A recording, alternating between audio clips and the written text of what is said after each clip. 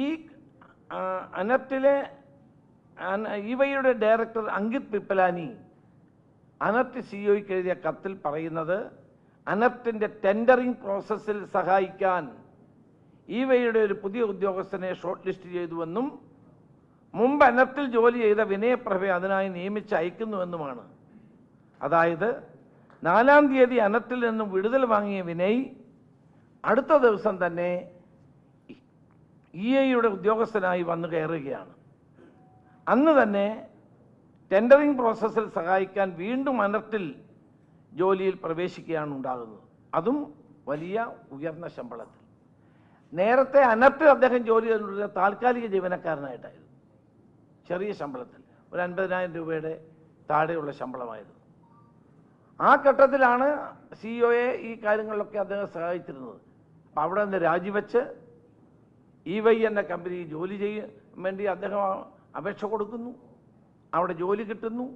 പിറ്റേ ദിവസം തന്നെ അദ്ദേഹത്തെ വീണ്ടും അനർട്ടിലേക്ക് ഡിപ്ലോയ് ചെയ്യുകയാണ്.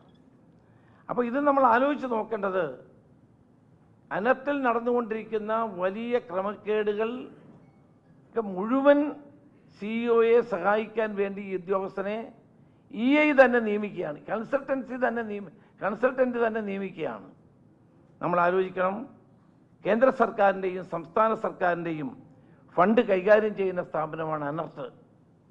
ഇവിടെ എത്തുന്ന കോടിക്കണക്കിന് രൂപയുടെ ഫണ്ട് ചെലവഴിക്കുന്നതിനുള്ള ടെൻഡറിംഗ് പ്രോസസ്സിൽ അനർട്ടിൻ്റെ ഒറ്റ ജീവനക്കാരെ പങ്കെടുപ്പിക്കുന്നില്ല. സെക്രട്ടേറിയറ്റിൽ നിന്നുള്ള ഫൈനാൻസ് ഡിപ്പാർട്ട്മെൻറ്റിലെ ഉദ്യോഗസ്ഥരുണ്ട്, അവരെ പങ്കെടുപ്പിക്കുന്നില്ല.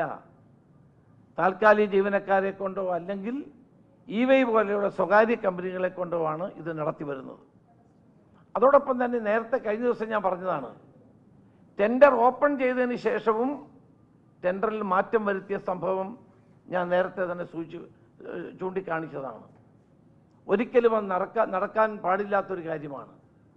ഫൈനാൻഷ്യൽ ബിഡ് ഓപ്പൺ ചെയ്ത ശേഷം പിന്നീട് അതിൽ മാറ്റം വരുത്തുക എന്ന് പറഞ്ഞാൽ അത് വലിയ ക്രമക്കേടും അഴിമതിയുമാണ് എന്ന കാര്യത്തിൽ സംശയമില്ല. അതോടൊപ്പം തന്നെ അനർട്ടിൻ്റെ ഫൈനാൻസ് ടീമിനെ മുഴുവൻ ഇരുട്ടിൽ നിർത്തുകയാണ്. സെക്രട്ടേറിയറ്റിൽ നിന്നുള്ള ഫൈനാൻസ് വിങ്ങിന് ഇതിനകത്ത് യാതൊരു കാര്യവുമില്ല.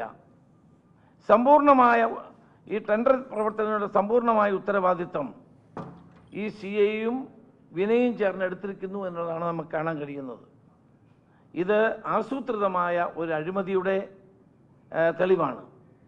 ആഗോള സ്ഥാപനമായ ഇഐയെ വരെ ഈ അഴിമതിയിൽ പങ്കാളിയാക്കിക്കൊണ്ട് വൈദ്യുതി മന്ത്രിയും അനർട്ട് സിഇഒയും ചേർന്ന് നടത്തിയ ആസൂത്രിതമായ അഴിമതിയുമായിട്ടാണ് മുന്നോട്ട് പോയിട്ടുള്ളത്. ഈ കള്ളക്കളി അനർട്ട് സിഇഒ ഇവൈ മാത്രം ചേർന്നുള്ള ഒരു പരിപാടിയായി നമുക്ക് കാണാൻ സാധ്യമല്ല. വൈദ്യുതി മന്ത്രി അല്ലെങ്കിൽ അദ്ദേഹത്തിൻ്റെ ഓഫീസ് അറിഞ്ഞുകൊണ്ട് മാത്രമേ ഇത്രയും വലിയ ഒരു അഴിമതിക്ക് കളമൊരുക്കാൻ സാധ്യമാകൂ എന്നുള്ളതാണ് വസ്തുത. ഇത് അനർട്ടിൻ്റെ അഴിമതി ഈ സൗരോർജ പദ്ധതി കൊണ്ട് മാത്രം അവസാനിക്കുന്ന ഒന്നല്ല.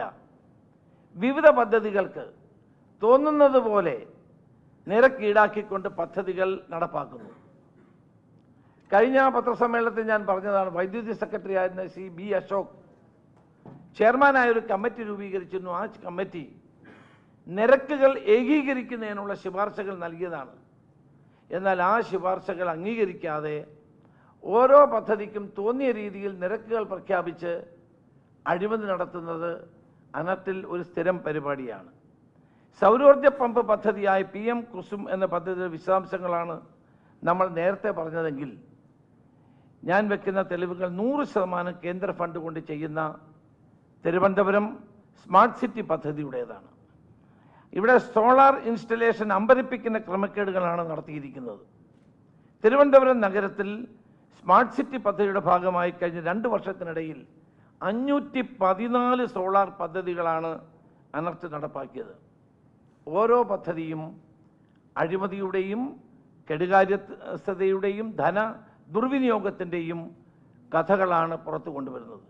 അതായത് തുല്യശേഷിയുള്ള 2 പദ്ധതികൾ ചെയ്യുമ്പോൾ 50%-ലേറെ തുകയുടെ വ്യത്യാസം വരുന്ന ചില മാജിക്കുകളാണ് ഇവിടെ ഓരോ പദ്ധതിയിലും നടന്നുകൊണ്ടിരിക്കുന്നത്.